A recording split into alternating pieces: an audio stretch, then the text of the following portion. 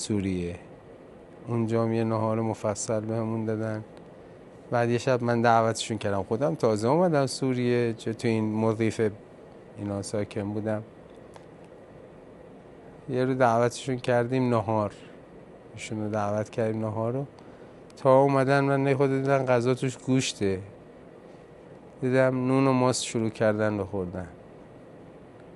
گفتم حاج آقا غذا، هی امتناع کردن، چیزی نگفت. یهویی اخوی رو کرد، اخویتون رو کردن، آقای اسدحسن به ابویتون گفتن که حاج آقا ذبح شرعیه گوشتی که گرفتن. من اینجا تازه فهمیدم قصه چیه، چرا حاج آقا از غذا نمیخورن، چون توش گوشت بود. من ذبح شرعیه. یهویی من گفتم بله حاج آقا به خدا ذبح شرعیه. گفت یهویی برو بچه، ذبح شرعیه تو تازه یه ماه نشده اومدی سوریه، از کجا میدونی بری ذبح شرعیه و کی ذبح شرعی نیست؟ اینجا من غیر ذبح خودم یا ذبحی که بهش مطمئن نباشم من لب نمیزنم به گوشت، و اینجا ذبحشون معلوم نیست.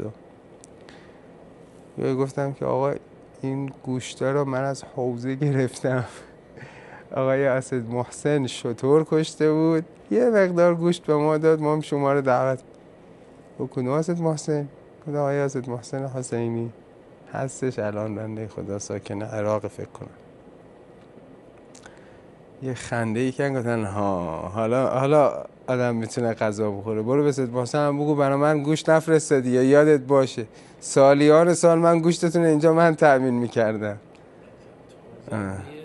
تو حوزه علمیه زینبیه سوریه. به شوخی گفتن، خدا رحمتشون.